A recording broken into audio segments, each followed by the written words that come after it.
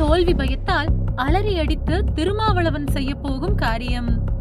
2024ஆம் ஆண்டு நாடாளுமன்ற தேர்தலுக்கு இன்னும் 4 மாதங்களே உள்ள நிலையில் ஒவ்வொரு கட்சிகளும் தங்களை தேர்தலுக்கு ஆயத்தப்படுத்தி வருகின்றது.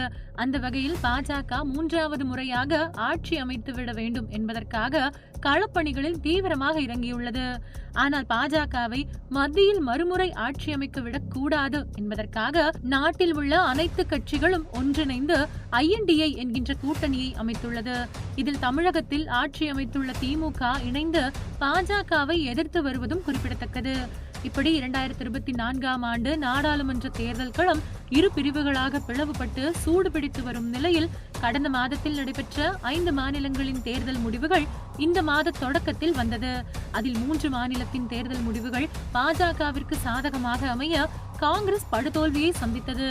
அதிலும் காங்கிரசிடம் இருந்த ராஜஸ்தான் மற்றும் சத்தீஸ்கர் ஆகிய இரண்டையும் பாஜக தன் ஆட்சியை அமைத்தது காங்கிரசுக்கு பெரும் பின்னடைவு ஏற்பட்டுள்ளது என்பதை நிரூபித்தது.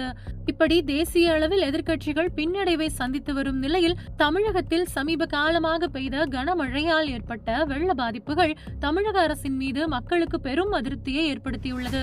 அது மட்டுமின்றி மக்கள் வெள்ளத்தில் பாதிக்கப்படும் போது தமிழக முதல்வர் மக்கள் சார்பாக தமிழகத்தில் இல்லாமல் டெல்லிக்கு சென்று கூட்டணி கட்சிகளிடம் ஆலோசனையில் ஈடுபட்டது வேறு மக்களை கோபமடைய செய்துள்ளது.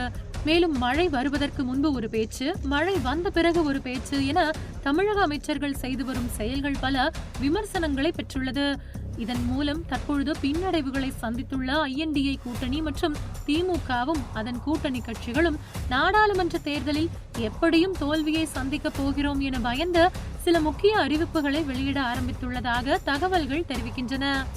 அந்த வகையில் மின்னணு வாக்குப்பதிவு எந்திரம் கூடாது, மீண்டும் வாக்குச்சீட்டு முறையே வேண்டும் என வருகின்ற டிசம்பர் 29ஆம் தேதி விடுதலை சிறுத்தைகள் கட்சி சார்பில் கோரிக்கை ஆர்ப்பாட்டம் தமிழகம் முழுவதும் நடைபெற உள்ளதாக விடுதலை சிறுத்தைகள் கட்சியின் தலைவர் தொல் திருமாவளவன் அறிவித்துள்ளார். இதுகுறித்து அறிவிப்பை தனது சமூக வலைதள பக்கத்திலும் பதிவிட்டுள்ள திருமாவளவன் மின்னணு வாக்குப்பதிவு எந்திரம் வேண்டாம், மீண்டும் வாக்குச்சீட்டு முறையே வேண்டும் என்பதை வலியுறுத்தியுள்ளார்.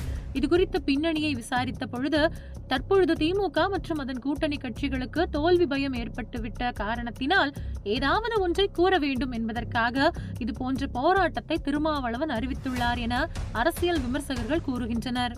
மேலும் தேர்தல் முடிந்த பிறகு வாக்குப்பதிவு எண்ணிக்கையின் போது பின்னடைவு ஏற்படும் சமயத்தில்தான் வாக்குப்பதிவு எந்திரம் முறைகேடு என புகாரை எதிர்க்கட்சியினர் கையில் எடுப்பார்கள்.